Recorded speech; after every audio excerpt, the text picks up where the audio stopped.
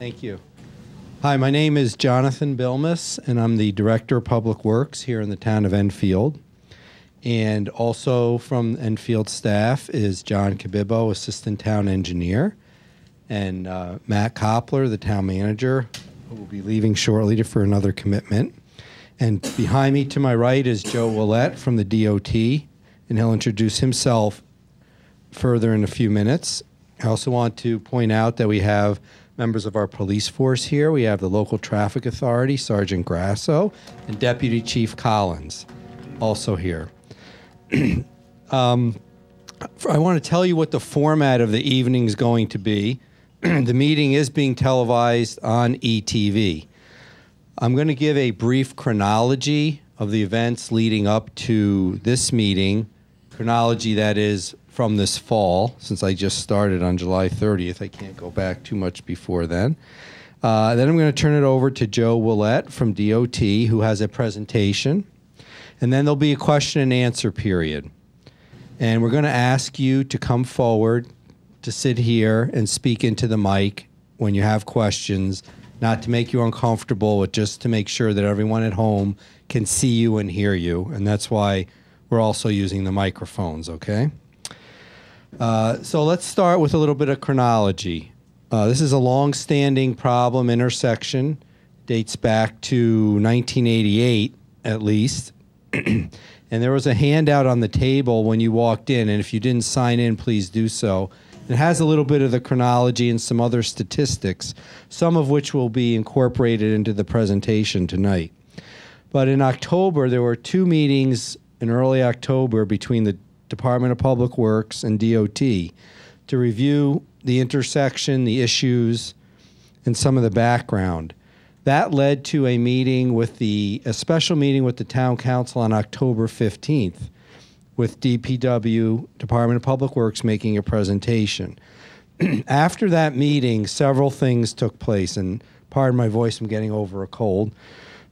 First there was a letter sent to the Department of Transportation by the local traffic authority, Sergeant Grasso, on October 24th, asking the Department of Transportation to look at the rest of Route 191, not just at Abbey Road. That work is underway. The second thing that the Town Council decided on October 15th was to schedule several public informational meetings. The first one was held November 26th at JFK Middle School and was very well attended. There were about 40 people in attendance. And then the second public informational meeting is tonight, also televised on ETV. No decisions of any kind have been made by anybody regarding what to do on the road or the intersection by the Town Council or the DOT. Everything is still being discussed. So your input is greatly appreciated and very valued. And at this point, I would like to turn the mic over to Joe Willett from the Department of Transportation. He'll introduce himself in a little greater detail and walk you through some of the issues at this intersection. Thank you, John. Thank you, Jonathan, for inviting me back. Again, my name is Joe Willett. I'm the State Safety Engineer for Connecticut DOT. Tonight I have a brief PowerPoint, about 45 slides, most of which are pictures. And I understand there's a pretty exciting football game tonight. Hopefully get everyone back in time to watch that game. So I'm going to start right off with the agenda that Jonathan went over. Summary of the issues, options for improving intersection safety, go over a few pros and cons of each one of the alternatives, and the next steps. Major issues. High vehicle speeds on Route 191. No surprise to anyone. And limited sight distance from Abbey Road. And a pattern of angle-type collisions at the intersection. I'm going to go over each one of those things in a little greater detail in a few minutes. Vehicle speeds. The posted speed limit on 191 is 45 miles an hour. Something called the design speed, where 85th percentile speed is approximately 52 miles an hour. And that is the speed at which the majority of vehicles are traveling. 85% of the vehicles are traveling. So most vehicles are exceeding the posted speed limit, which is one of the contributing causes to some of the crashes. That's that. Sight distance. When a motorist decides to exit Abbey Road onto Broadbrook Road, it's a bunch of decisions. And that decision is based on speeds, perception reaction time. There's a bunch of different things that go into a formula. But probably one of the most important values in that formula is the speed of vehicles are traveling. So if most vehicles are traveling at 45, we know they are not, you need 500 feet of sight distance to safely pull out and make your maneuver onto Broadbrook Road or cross Broadbrook Road. So 50 miles an hour is approximately close to where they are at 52 miles an hour. So in essence, we need 555 feet of sight distance. I'm going to show you some slides where that distance does not exist today, and that's some of the contributing causes to why some of the accidents are happening at the intersection. And just as I said, the limitation of all the approaches. And what's causing that? Vegetation, utility poles, traffic control equipment, roadside embankment, and profile Route 191. And I'm going to take you through all these things through a set of slides. All right, just so a little orientation of the intersection. This is an aerial picture, probably dated. Straight up on the screen is toward Route 190. To the south is the town of Enfield. To the right, where the east is town of East Windsor. Town of East Windsor again. And off to the left, Abbey Road. So approximately in this area over here is the East Windsor Town Line, East Windsor Town Line, and way several miles to the north is 191. And I'm going to be making reference to some directions here, and also going to be talking about these bi-directional connectors. These two-way streets are town-owned and maintained. And depending on where the vehicle positions himself to exit onto Broadbrook Road is really where some of the problems are. And I got some better photos that show that. So when I make reference to the bi-directional connectors, I'm talking about these short little public streets here. Okay, I can't take credit for these. These actually came from engineering and town public works. But this is actually a perspective of a picture was taken in the car and looking to the right. So I'm coming out of Abbey Road. I want to cross 191 and go toward East Windsor. And look into, knew that was going to happen. And talk about some of the impediments here. This is the side slope.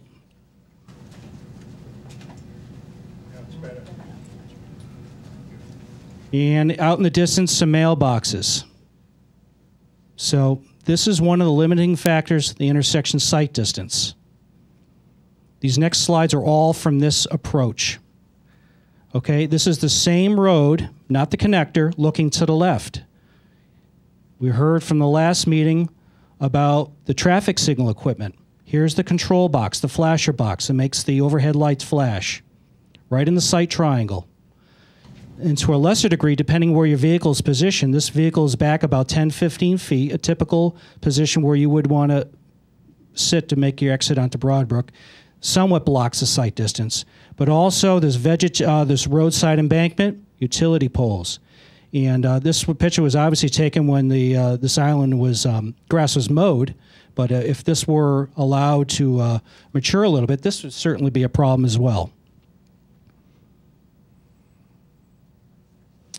Okay, on the same approach, this is a picture taken from one of the bi-directional connector, still traveling. I guess if you were to come on this position, you'd really be making a left turn to head north. But some interesting things are in the way here. This, to a lesser degree, is in the sight triangle, but this steel pole blocks a view of oncoming vehicles. The grassy island here, it's obviously properly maintained, not an issue. But that same earth embankment is a problem over here. You also get into the roadway profile. The curvature of the road is somewhat of an issue here. and out in the distance, not so much of the mailboxes.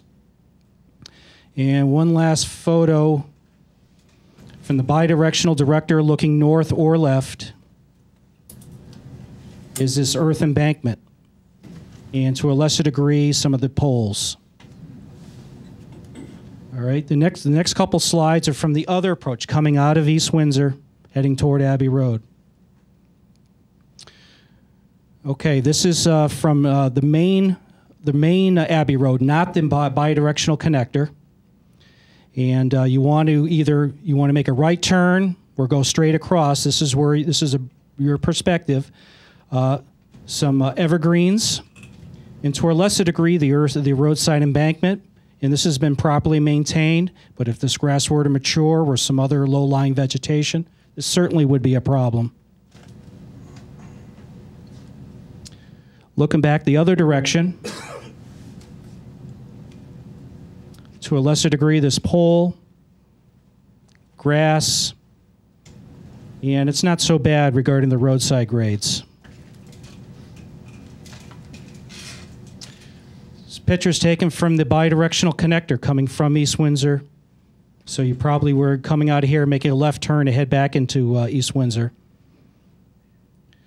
Grass, pole, curvature of the road, to a lesser, well, I guess I could even say the roadside embankment, all contributing causes to the sight distance. And my last picture, to be honest, I don't see any issues here. That's beyond the sight distance requirement. You should be able to see oncoming vehicles to make a good choice to enter the road.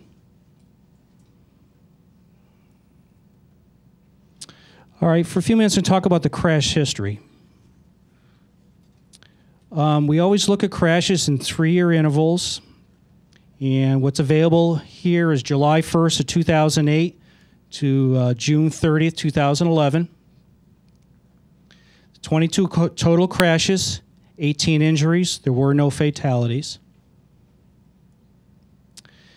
And the types of crashes that are occurring, 14 angle, 5 rear end, 2 fixed objects, 1 overturn.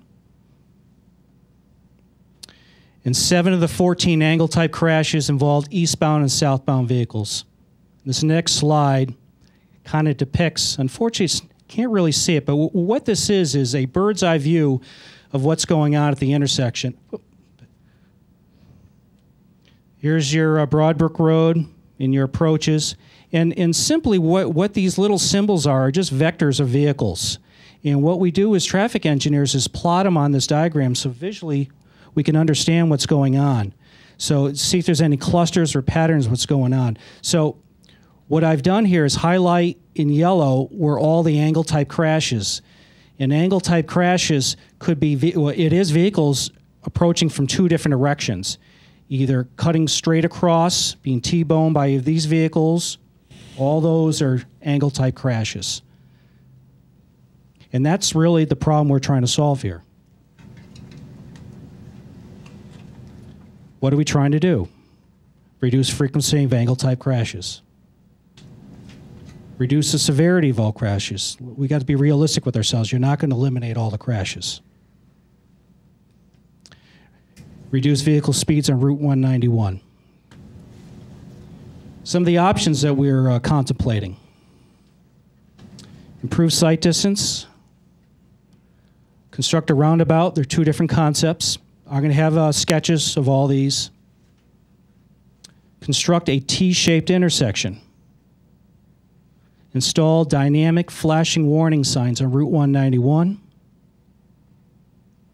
Close Abbey Road in either East Windsor or Enfield.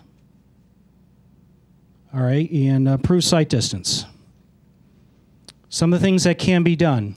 Clear roadside vegetation. Perpetual maintenance, the mowing. Doing some roadside grading. Trimming back some evergreen bushes. Regrading embankments. More complicated, reconstruct profile Route 191. As I mentioned at a previous discussion, it's not something just taken down a couple inches. We're talking about removing several feet. So it's a major initiative to redo the profile of Broadbrook Road. When I talk about profile, I'm talking about the vertical curvature of the road. Relocate utility poles, traffic signal equipment. And a little out of order here. But I do have pictures showing all these. Roundabouts.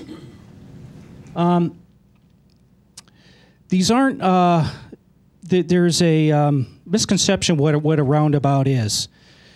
They're similar to traffic signals, but they have significant differences. And I'm going to show you in a picture in a second. You can really see graphically why they're different. It's basically the number of circulating lanes within the circular intersection. It's been used in Europe for many years and becoming popular in Connecticut. Reduce crashes and congestion. It's also as a speed management tool. There's over 1,000 in Connecticut. We have 4 constructed and more planned. The difference between a roundabout versus a traffic circle. The driver's yield on entry. It's a much smaller circle, reduces speed, congestion, and accidents. I'm going to show you a picture of the Long Meadow. That's a circular intersection. That is not a modern roundabout. And also I'll show you a picture of a Cape Cod. That's a traffic circle. That is not a modern roundabout. There's no weaving or lane changes. Okay, this is an aerial picture of Long Meadow. I don't even know how to begin to drive this. I mean, it's yeah, it's a free for all, and there are more than one circulating right here. There are 2 adjacent vehicles side by side. This is not even close to what's even being considered.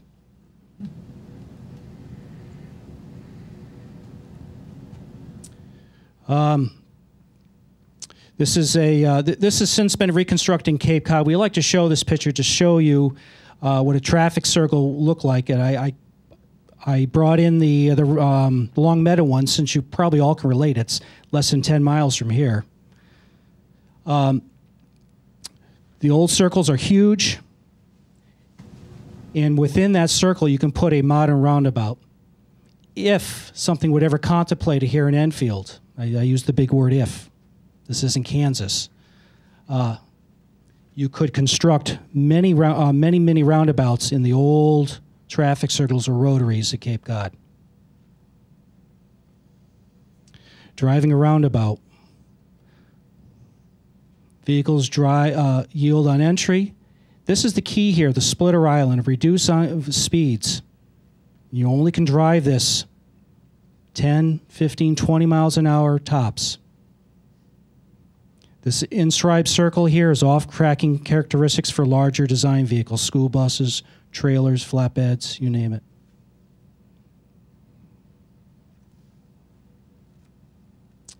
Reasons for improved safety: lower speeds, no left turns, fewer decisions, reduced number of conflict points.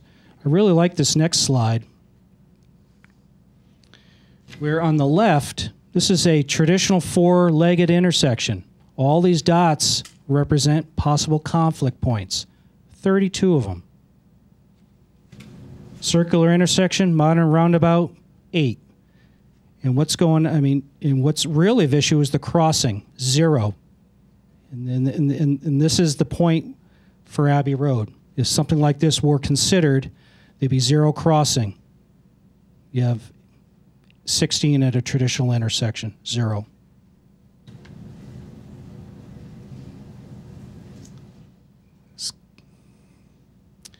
Landscaped island is something we've built in West Haven. That's an aerial view of what was recently built. Granted, some of these things are more built-up areas than what we're talking about. So one of these things, if it were considered to be sized to fit the community. This is the one in Ellington, not far from the site that we're talking about. That's what it used to look like, 5-legger. It looks like we widened the intersection. We really didn't. We just revised the curb returns. but it fit within the almost the exact same footprint of the original intersection. And we had an old traffic circle in Killingworth intersection of 80 and 81. We rebuilt it to be a modern roundabout. So if we were to lay one out for Abbey Road, these are some of the ideas that we have.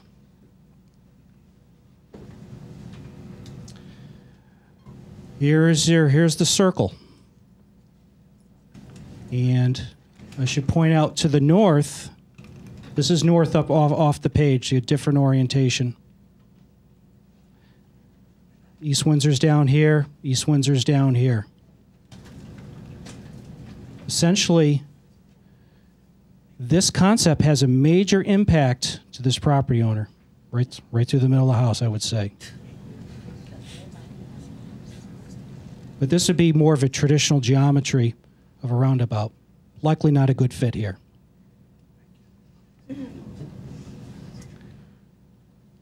So I have some other roundabout pictures, but let's just talk about pros and cons of four-legged roundabouts. Reduces all crashes by approximately 44%, injury crashes by 82%. This is why we're pursuing roundabouts. Eliminates right angle crash potential. Potentially could reduce speeds on Route 191. And there's plenty of reserve roadway capacity to accommodate future traffic volumes. However, huge impacts on both sides of the road. As I said earlier, this isn't Kansas. Very difficult to build out here without impacting somebody. Not to mention on the original slide I had, that only showed the intersection proper. In order to properly slow people down, you would have to introduce some soft horizontal curves before the intersection to better manage speeds as they enter the circular intersection. That hasn't even been sketched out. Okay, recognizing that there would be a huge impact to the abutter right here, this concept was developed to move the circle farther to the west. Here again, this is north, East Windsor down here, Abbey Road up here. Somewhat of a compromise. Essentially, Abbey Road from East Windsor is an approximately the same geometry. This road ends up where the bidirectional connector is now. There is an impact over here, no doubt about it. Through the homeowner's front and side yard over here. Nor does this picture show, as I mentioned earlier, the horizontal geometry that would be required to slow people down as they enter the circular intersection. The reason why this was just sketched up is try to minimize impacts, but clearly this is still a problem. All right. Some of the pros and cons of this idea. Many of the same benefits as a four-legged intersection, but you still have the angled crash potential still present on Abbey Road, the east leg coming out of East Windsor. That hasn't been addressed. It minimizes impact, not eliminate, minimizes on the east side, but clearly there's a big impact on the west side. And we haven't built any of these that I'm aware of. So it's an experience factor as well. Another strategy to improve conditions is something called T-shaped intersections. To the north is up off the page here. Town of East Windsor, Abbey Road up here. And the thought process behind this is to eliminate the crossing mover, the direct movements back and forth here. So vehicles or motorists traveling up Abbey Road out of East Windsor, forced to make a complete stop, execute a right turn maneuver, come over here. There's a little left, I apologize, you can't see it too well. There's markings, the road is widened for a left turn bay, execute your left turn. You're only crossing one lane of conflicting traffic at a time. There is no impacts over here. This is just shading so you see it. There is no impacts to abutters over here. However, to create the greatest amount of separation, and that's key, That's about 150 feet here. There is an impact in this abutter over here. So here again, there is some private property impacts. And coming out of Abbey Road here again, come out of here, make your right turn.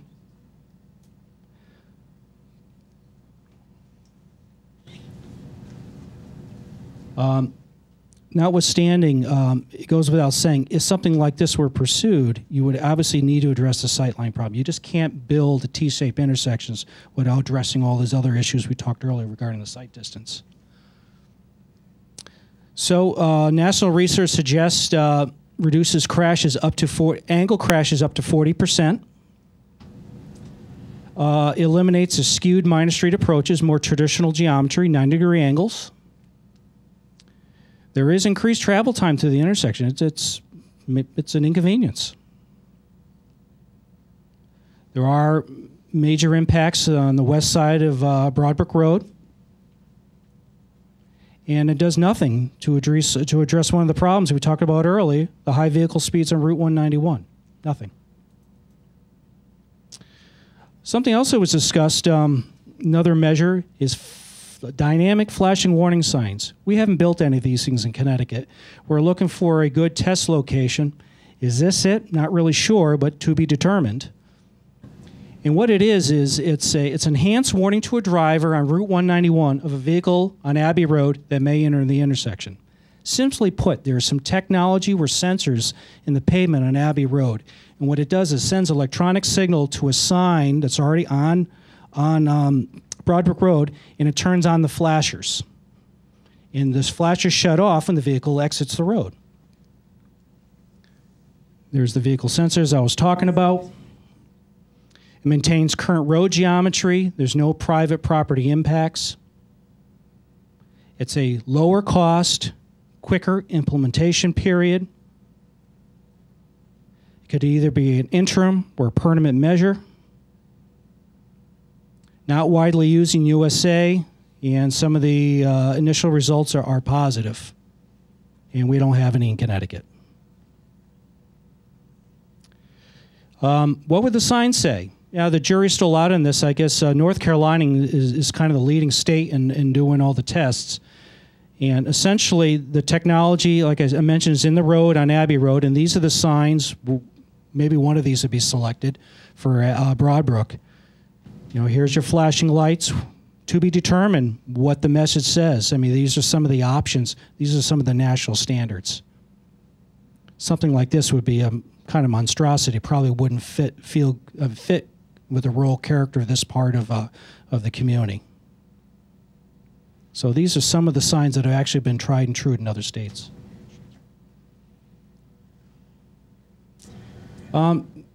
At a previous meeting, we talked about closure of Abbey Road. That's certainly an option. Eliminates the shortcut between 191 and 140. So I mapped it out, and it's a little over a third of a mile longer. I was surprised. I thought it was actually longer than that. The bottom line is there's the same amount of traffic at the Abbey-Broadbrook Road intersection. They're just going in different directions. 2,200 vehicles per day on the Abbey Road approach that goes into East Windsor would be impacted. 30 homes along in the town of Enfield in East Windsor are impacted. Need cooperation from East Windsor and Ellington. And as a follow-up to the last meeting, I was asked to reach out to the town of East Windsor officials, and at this time, they don't think it's in the best interest of that community to pursue closure of the road in East Windsor. To be determined. But a portion of Abbey Road is in the town of Enfield, and I guess perhaps maybe something could be done on the town of Enfield side, but it's an option. And this does nothing to reduce vehicle speeds on Route 191. But if that road were closed, you still have vehicles at the intersection. You're not reducing the amount of vehicles. However, you're just changing the vehicle patterns here. So are you solving the problem? Well, you would hope so. You will no longer have vehicles crossing back and forth. And is there impact to emergency services? Good question. Don't know. Regarding mutual aid. Some of the next steps. The town council needs to endorse preferred alternative, one of which is, I guess, is do nothing. After the town council endorses an idea, DOT decides whether or not to initiate a project. We need to go through an economic evaluation of it if we're going to be seeking federal monies. So that's some of the internal decision making. The department needs to obtain a survey, preliminary design, if we're going to build something here. At 30% design, there will be a more formal public informational meeting. The department would have a pretty good idea of where the impacts are on abutters, all sorts of concepts drawn, and we'll be in much better shape as to the direction of where exactly who would be impacted, who would not be impacted. At that point, a decision is made to continue or not. So the town council could endorse a concept, DOT decides to fund it, move forward. At the 30% meeting, collectively the community could decide, we're not interested anymore. We pull the plug, project is dead. It happens. That's kind of one of the reasons why we're here now, because it's very costly for the department to draw up plans at 30%. So we want to get your feedback now. If the project were to continue forward, purchase right away, complete design. And the question everyone asks, how long does it take? It all depends on available funding, to be determined. Typically 3 to 5 years from design to bid to build a job. And that's really in question. That's all I had. Thank you, Joe. As we said earlier, this is a forum for exchange of information and ideas. Some of you were at the meeting several weeks ago. You can still come forward and ask additional questions or make comments. So at this point, we want to open up the floor. We just ask you to please come forward and sit over here, only because that's the best place for the people at home to see and hear you. So anyone wishing to come forward, please come on up. If you could just state your name, that would be helpful. Yep. Thank you. My name's Chris Carleen. I live on 311 Broadbrook, so it's that house that's closest to the intersection. So you're on the east side of Broadbrook Road? Yes. What I did not see in the options that were up there were putting in a traditional red, yellow, green traffic light or make it a four-way stop. Replace the yellow flashers with reds, or just put in 4 stop Certainly, signs. I'll go over that. Years ago, a full traffic light was contemplated at the intersection, but the intersection cannot be signalized based on its present geometry. There's too many decision points. So there was an agreement, an informal agreement between the state and the town for the town to realign the intersection, and the state would pursue federal funds to put in a traffic light. So that decision, for whatever reason, it never came to fruition. So years had passed, and the local representative, state senator and state representative inquired about this intersection. Well, what's the latest going on here? So we decided to reevaluate, take a fresh look at the intersection. So what we did was take new traffic counts. And what we found was the traffic volumes are not sufficient enough to justify the installation of a traffic signal. And those guidelines are published in a manual called the Manual Uniform Traffic Control Devices, published by the Federal Highway Administration. Consistently, we apply those warrants to all signals in Connecticut. So what I'm saying is it doesn't meet the minimum volume thresholds. You may ask, well, Joe, there's some crashes at the intersection. There are some, lack of a better word, allowances made to slightly reduce the volume thresholds if you do have a certain type of crashes. But even if you were to consider that, it still does not exceed the minimum requirements to tip the scales to consider a traffic light. Would that also be true for just putting in a regular traditional stop sign? Yes, sir. Yes, that was also looked as well. Yes. Because I would think that no matter what option we end up pursuing, it sounds like it's a 3 to 5 year time period potentially. Couldn't that be a temporary measure just to see how that works by just putting in 4 stop signs? Well, there's a couple things that if stop signs on all approaches were pursued, I'd be very concerned about the high approach speeds on Broadbrook Road, forcing everyone to come to a complete stop. So you may address the angle accident pattern, people cutting across, but I think you may introduce rear-end crashes on Broadbrook Road, and you don't have many of those today. So it's about trade-offs. And I don't know if that's a trade-off I'm willing to make at this time. And the other question I have, the speed limit's 45. Has there been any consideration about reducing the speed limit? Well, at any time, the local traffic authority can ask the Office of the State Traffic Commission Administration to consider or do a speed limit review. But I'm just going to be honest with you. There's a lot of factors that influence operating speed. By just posting a sign with whatever number you want isn't really going to change driver behavior. We're trying to look for a reasonable solution. So, for the sake of argument, if you were to put it 40, are people really going to drive 40? I don't think so. Okay, thank you. Thank you.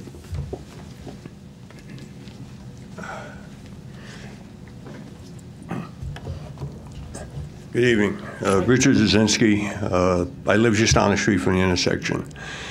I've been there for the last 39 years, and during my membership of the Enfield Police Department, I had the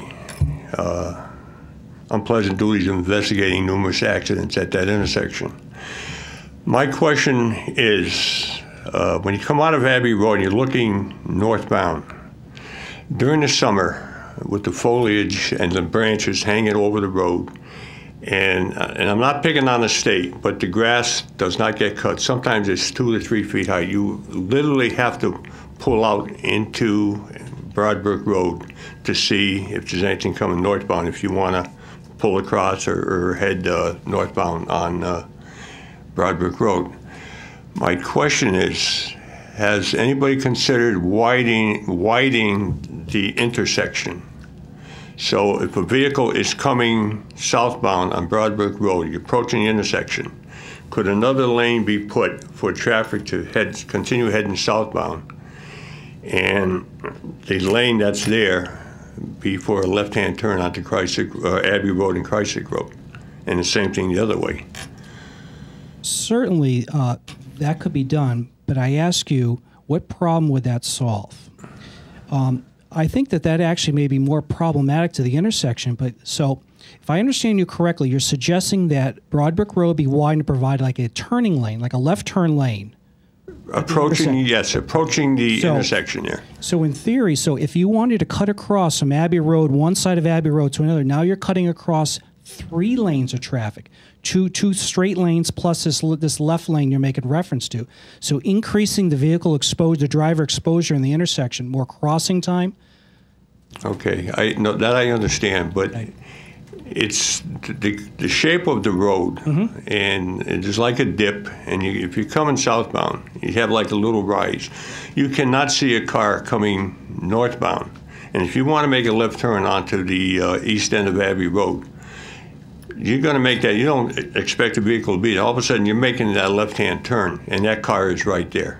And that's where, like I said, I investigated numerous accidents there, and that's what happens. And my question was whether or not, I understand yet you have to go across 3 lanes, but I just think that possibly heading southbound, the vehicles would have more room, because sometimes vehicles come, like you said, they do speed there. And when they're coming upon a vehicle, all of a sudden the vehicle in front of them is stopping to make a left-hand turn. They have nowhere to go. Either they're going to go into the bushes, into the back of the thing, or that house that's on the south side of Abbey Road. That embankment is like a buffer zone for that house there, because numerous cars have hit that. And I do agree that in the morning I leave my house anywhere between 5:15, and I turn left on Broadbrook Road to head towards Skidegate. Cars are going by me, and they have traffic indicators up there now, the speed limit, and they're going by me like I'm just standing still. I mean, one I know every morning almost this pickup truck comes by. He's got to be doing 65, 70 miles an hour, and he just keeps going. He passes everybody on the road. Well, I couldn't agree more with some of your earlier statements regarding some of the roadside vegetation needs to be properly maintained, as well as maybe something could be done regarding some of the earth embankments to minimize and improve the sight distance. But the reason why we're all here is just to eliminate the problem you're talking about. Some of the ideas we talked about, although they may have impacts on abutters, would actually solve the problem. But there may not be great choices for the town of Enfield at this time, though. Okay, thank you. Thank you.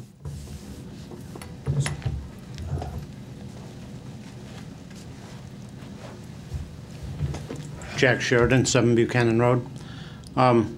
You were talking about some kind of indicator lights and traffic triggers from the roadway. In Virginia, on Route 460 in Blacksburg, they have strobe lights that are much like you were talking about, but the strobe is actually up where the traffic light is. So when a car's coming, that's very hilly terrain, that's mountainous terrain. So, and it works really well because I've gone through there numerous times. All of a sudden, the strobe light, and you can't avoid seeing this thing. You know, it really gets your attention. And it's actually triggered by these little side roads that you wouldn't otherwise even know were there unless you lived in the area. So I think maybe...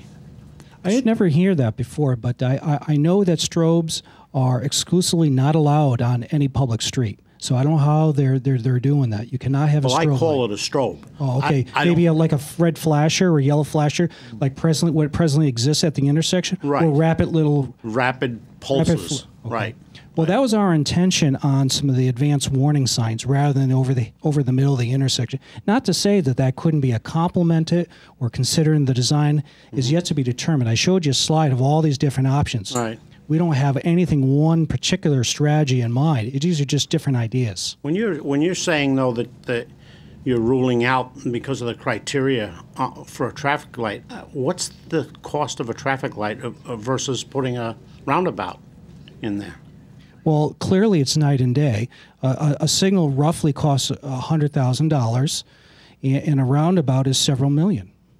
So why is a roundabout okay, and a traffic light you're saying we don't meet the threshold of that criteria? I don't understand what the threshold is. Well, part of the presentation I had showed that roundabouts eliminate right-angle type crashes. Even if it met the traffic signal warrants at this location, you're still going to have the potential for right-angle crash. I have a stat here regarding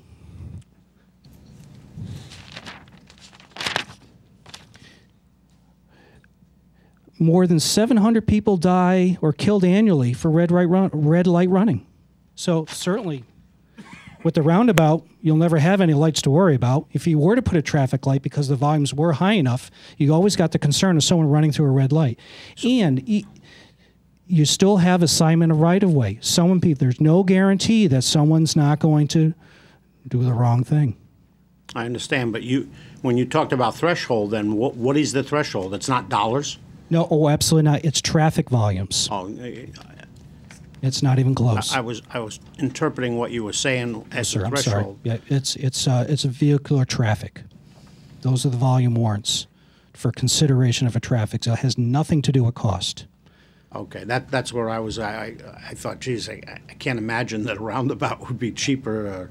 No, at this point in the interaction with the community, costs. We're not really even talking about costs. It's regarding what is an appropriate choice for this intersection, and at some future time, we'll start talking about the economics of this. Okay, thank you. Yes, sir. How you doing? My name is Mario Johnson. I live at 310 Broadbrook Road. Been there for a little over 23 years. I like the T intersection. That's always been my thought process because that avoids that intersection. I've seen probably 75% of the accidents that happen at that intersection. The majority of it is between Abbey, the two sides of Abbey, the east and west side of Abbey Road. People trying to get across there before the oncoming traffic. And I've always thought there should be a stoplight there. And way back when they were talking about a stoplight, I was a little bit confused because probably a quarter of a mile down the road, maybe half a mile down the road, East Windsor has a stoplight on Broadbrook Road. That seems, and it's a four-way intersection, that seems to have eliminated a lot of the traffic incidents that used to be down there. So, and I'm thinking it's the same volume of traffic. I mean, I know there's a lot of traffic that comes over from Ellington side, and, you know, to piggyback on the other gentleman's statements, it's like the cost of millions of dollars to put a roundabout versus a traffic signal based on, you know, figures that obviously somebody decides that they can't change until it results in probably a death. Fortunately, we haven't had one. There's been a couple of serious ones. A few years back, and the police department can back me up on this, a dump truck from Enfield Transit took out the telephone pole, my mailbox, the telephone pole, almost took out the house in front of me, took out a 18-inch pine tree, took out a pine tree about 50 feet down the road from there, and burned all of the vinyl siding on the house when it exploded because of the gas tank. That was because a person turning off of Abbey Road east going south on Broadbrook, where that cutoff is, could not see because of, number one, the hill that's there, or the mound that's there, the vegetation, all that. That is the real issue. It's not so much, you know, whether we need two lanes, whether we need to go with a roundabout. That crest is too high. I take my life, and it's 308, 310, and 312. When we pull out of our driveway, every day we take our life in our hands because we can't see, number one, because of the mound there from 308 that's there. But it's not so much the mound. Once you get out into the road, you still can't see coming up that hill because the road level is too high. That, you know, yeah, you say it needs to go down several feet. That's the problem. You can't see in either direction coming out of there. Those utility poles you talked about earlier, I agree 100%. Those block the view. When you pull up 15 feet back, nobody is really going to go into the intersection 15 feet back. They're going to pull into the intersection slowly, and as you pull closer and closer, the two wooden telephone poles block about 60 to 100 feet of traffic just because of the position that they're in. When you pull up further, the metal pole and that one wooden pole block the next 100 feet. That's where the majority of accidents happen, I believe, and I mean, the police department can verify the accidents that have been happening between Broadbrook crossing over, not so much on Broadbrook itself. There's been a couple that, you know, somebody's trying to cut across somebody coming up the road, which is traveling at a high rate of speed. But there's been far more accidents between people trying to get across there before the oncoming traffic, because they do travel quite fast there. But it's still, even if you put a roundabout in there or whatever, it still doesn't solve the problem of those houses with people trying to pull out there unless you lower that grade, you know, get rid of the berm, and unfortunately it would take part of that away. But the key is the grade and all the obstacles that block that road.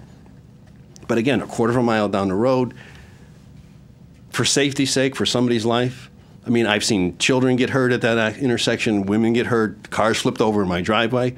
You know, a stoplight would help. Somebody needs to go back and say, let's look at the stats that we have. Let's look at the figures. I mean, there's an exception to everything. You know, a human life is more, you know, valuable than a stat that says if you don't have 331, you only have 330. We can't put a stoplight there. Well, let me ask you this. If a light were installed at the intersection and the light is green for Broadbrook Road, how does that influence driver speeds? If the light is green? The light is green. green. You're not going to change the speed. And to your point, whether you change the speed limit to 35, it's a straightaway. People are going to go down there unless it's enforced by the local PD, you know, that people know. People are still going to go down there. Any straightaway, even through the town of Enfield, even through the residential area on Abbey Road. We've put stop signs, you know, at pretty much every intersection to force people to stop because people were just going around those intersections too fast. If we put a stoplight there, and if you, I believe it's exit 6 off the Mass Pike Memorial Drive, To piggyback again on the other gentleman with the flashing the strobe light, where it's an intersection of you come through the toll booths and it goes onto Memorial Drive. It's a T right there. They've got a flashing, pulsating, whatever you want to call it, light that warns people that the road does not go straight. It stops there and goes either left or right.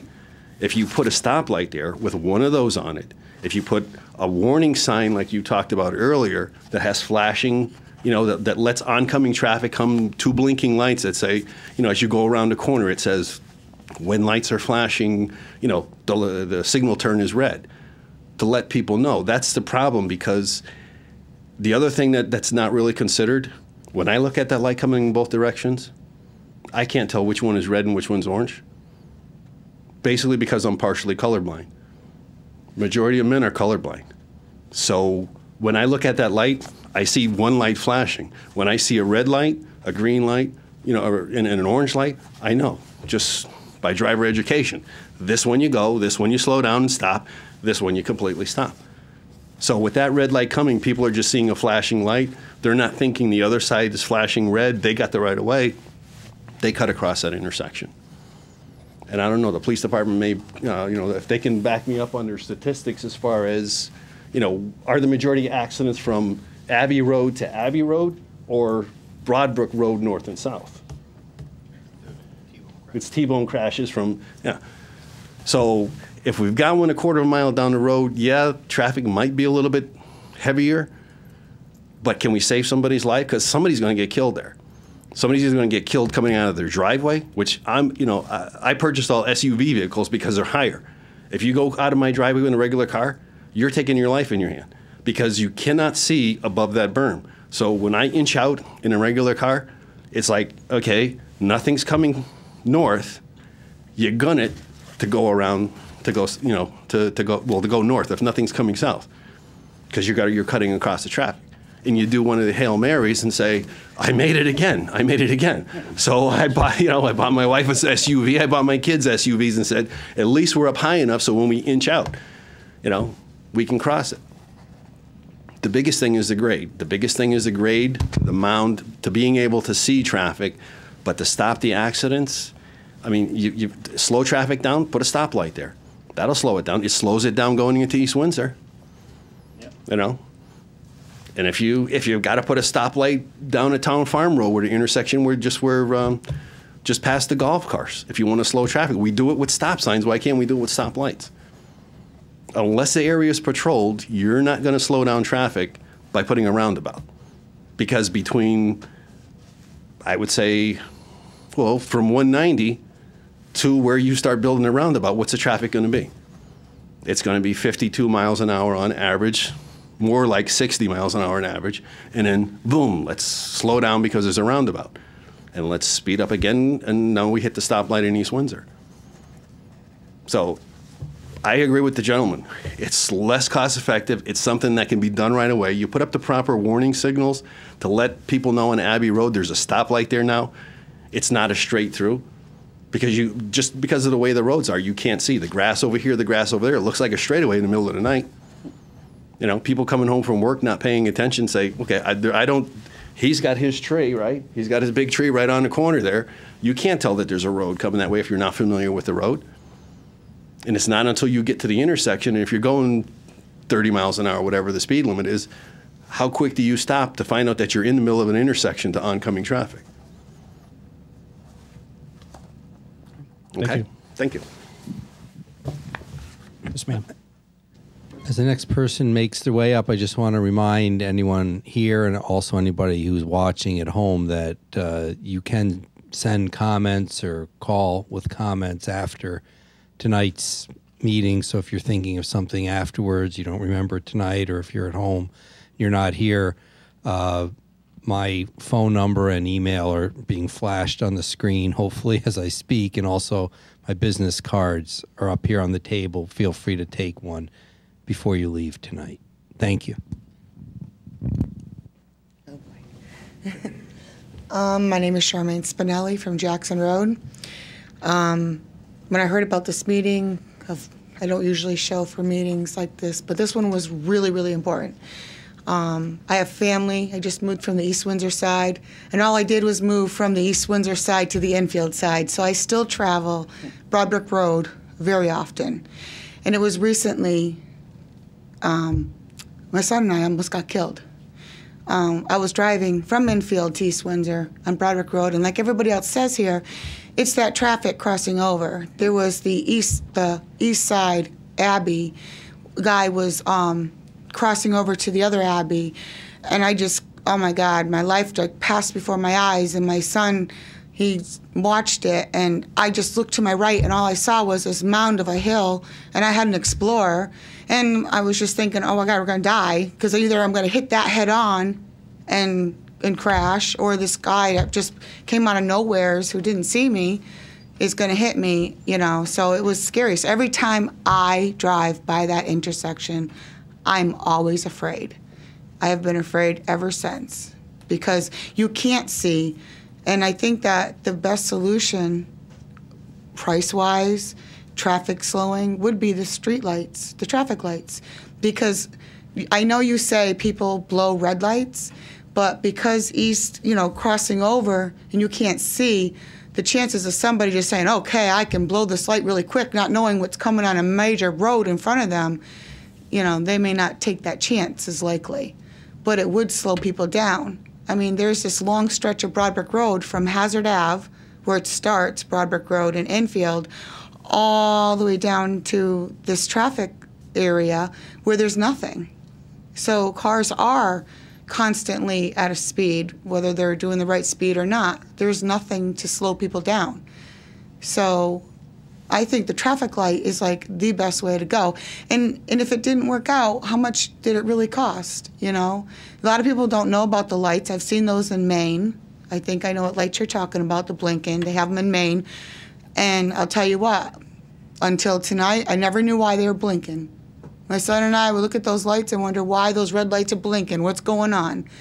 You know, not a lot of people are aware what that light really means.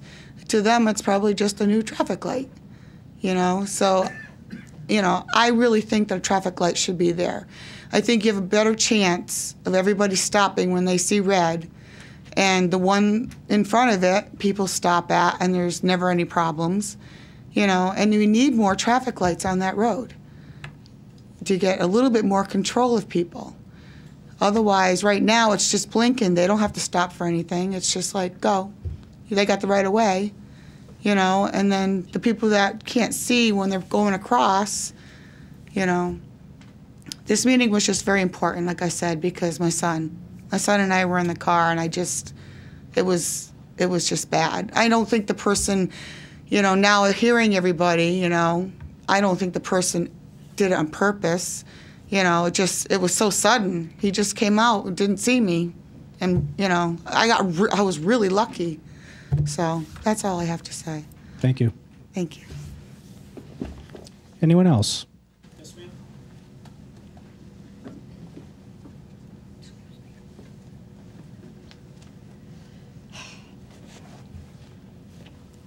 Hi, my name is Pat Donahue. I live on Stardust Drive. I've been there since 1966. I was there before there was a stoplight at Melrose Road. And when they did put the light in, there were many cars that did run that red light, hit that hill, and there were fatalities there. A light doesn't really solve everything in my book. At 10:30, that light goes off. There are accidents later than 10:30 at night, people out drinking, which you can't stop drunk drivers. I think the T is a great solution if they could do that, and the mound in the road is a problem. But I don't really think you're right. People blow off stoplights right at Fermi.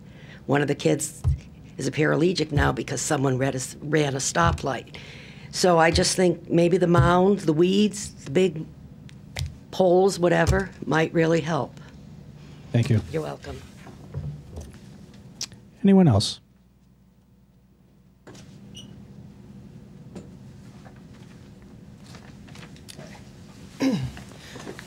My name is Rick Frechette. I live on Camelot.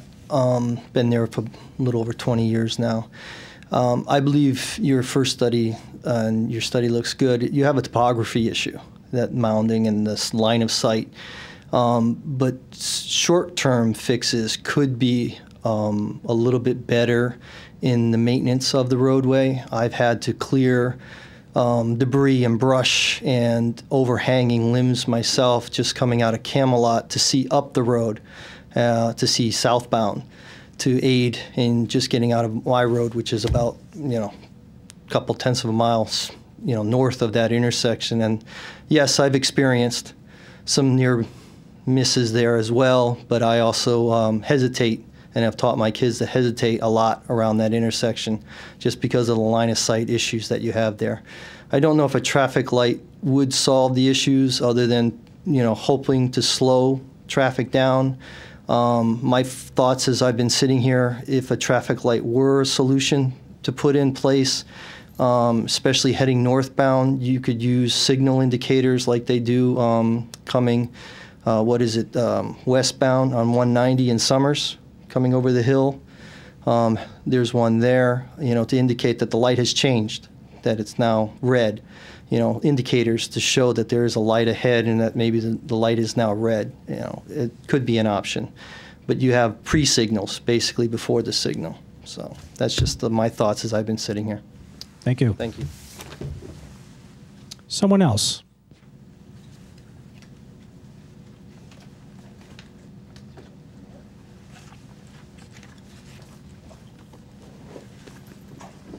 Well, I'm Michael Carifa. I know we talked a while back again. I live at 353 Abbey Road, and so I take a very vested interest in this intersection. As you know, I'm against the rotary because it's definitely going to cut into my yard, basically make my house worthless. I do like the idea of the dynamic signage. I think that would help a lot. And I think it would just kind of reduce speeds a little bit because it would give people a heads up that cars are coming. I've been talking with a few other people, and I don't know if it's possible or not, but I really think closing Kreisig Road or Abbey Road North, Abbey Road, the other side of Abbey Road would be a... East Windsor side? Yeah.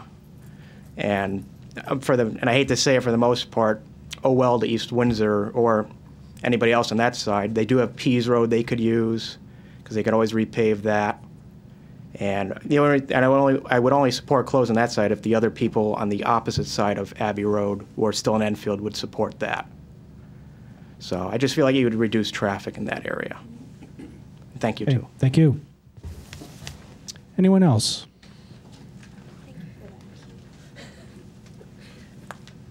Hi, I'm Tiffany Miller, and I'm at 359 Abbey, Kreisig.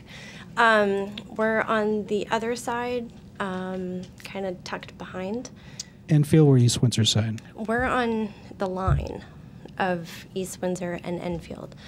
My husband and I are in favor of closing our end of the road, like up to the tracks, and then doing some sort of a turnaround spot for those people that can't or make a wrong turn. Because our main concern would be the school bus, because my son does go to the Enfield schools. But there's only 3 houses that are in this area. So really the traffic coming from Abbey Road, cutting across Broadbrook, going onto Abbey, Kreisig, would only be us or friends or whatever. So that would cut that part down. I didn't realize that the topography was an option, but I feel that that's a big deal too. I hate taking a left-hand turn to go into East Windsor. Today, actually, I went to the stop sign, not the turn, to make a left-hand turn, because I was like, I'm going to try this and see. And it was a lot better. So a T option, I think, would be very nice too. So. Thank you. All right, thanks. Anyone else? Yes, sir. Chris Carleen again, 311 Broadbrook. I have to ask the question. It's almost like an elephant in the room. If any of the property owners are impacted, either in terms of losing property, the land, or the house, how does compensation work? I'm not a right-of-way expert, but there is compensation. So essentially, the value will be assigned to the property and/or the land. and they go through a process, and there's an appeal process. But essentially, the department's not going to even go entertain that route if there's not local support. So it's clearly off the table if there's no support of the public officials. Because there is a concept of eminent domain. Oh, absolutely. But it's usually not a friendly choice. Oh, no, I wouldn't think so. We try to be friendly as possible. Yeah, yeah. Thank you. Yes, sir. Mario Johnson again. Just something else that I thought about and did mention before with the T intersection that you were talking about. And again, looking at it short term, save a fatality, save a life, or whatever.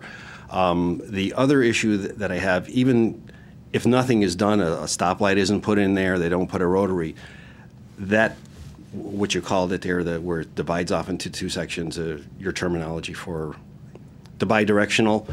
Bidirectional connectors? Right. If those bidirectional connectors were eliminated, okay, not so much as the lady pointed out, because it's true, when you turn going south to Broadbrook Road, you can't see over that hill, so you'd have to come straight.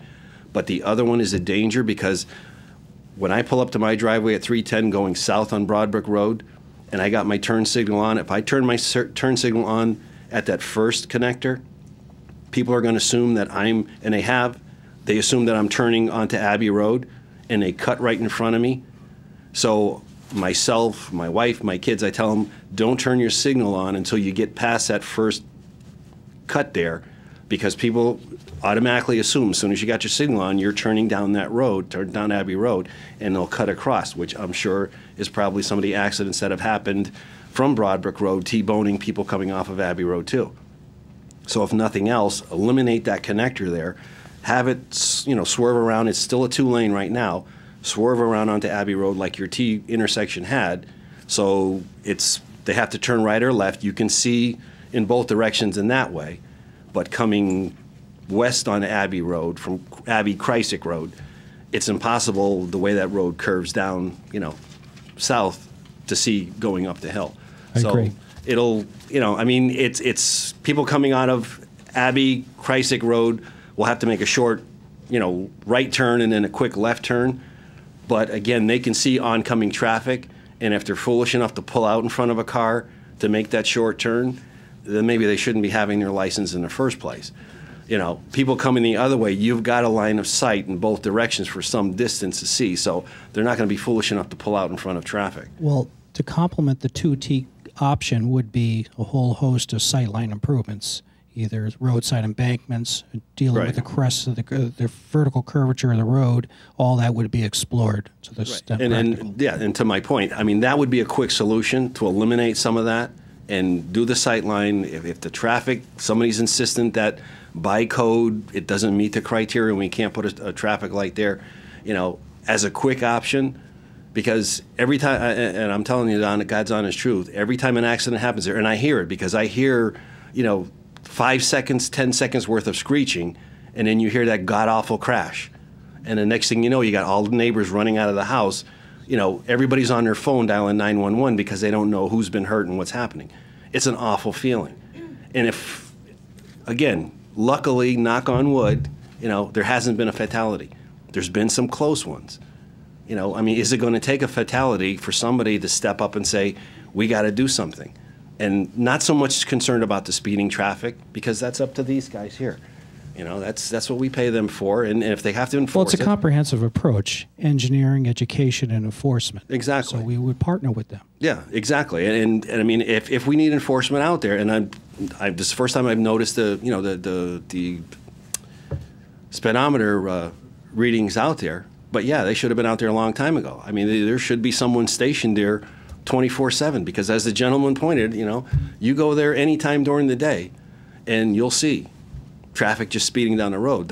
Matter of fact, I think the fellow from EMT Transit who had that unfortunate accident because a woman pulled out in front of him going on that turnabout there and crashed through there, every time he goes through there now, he honks his horn. Before and after, he honks his horn. And I know it's him, because he does it every day when he goes up and down that road before he gets to that intersection. Because, he's coming through with a big truck. You know, and even at 45 miles an hour, if he's going through the speed limit, it takes a lot to stop one of them trucks carrying a load of gravel or concrete. So he honks his horn to let everybody know. And, you know, knock on wood, he hasn't had an accident since. But that's to let people know. So the warning signs, change that a little bit. You know, the town, the state, whatever, somebody get involved and do something with it, because, you know, I just don't want to go out there and find somebody laying in a road. Okay, I've lived there for 23 years. Knock on wood, I haven't had to do that or see that. I don't want to see that. I don't think any of my neighbors want to see that. You know, and if we can look beyond regulations, if we can look beyond, you know, this is what we proposed, but nobody didn't accept it, somebody's going to get killed there. I don't want it to be my kids. I don't want it to be your kids. I don't want it to be anybody in this room's family. I don't want it to be anybody. For a simple traffic light, stop signs, police enforcement, speed bump, I don't really care. It's not worth it. That's all I have to say. Thank you. Anyone else? Thank you all. If there's no more comments, again, you can take my card. You can email or send a regular letter. We still open the mail. It's easy, probably just easier than trying to phone me just because of availability. And I really want to thank Joe Willett from the DOT, who's really an expert in all these traffic things. And I've heard him now give 2 of these presentations, and he's really a straight shooter, and he's answering your questions with, I feel, with the best of his ability and superior knowledge. And, you know, we'll review all this with the town council. And to be continued. Thank you. Thank you.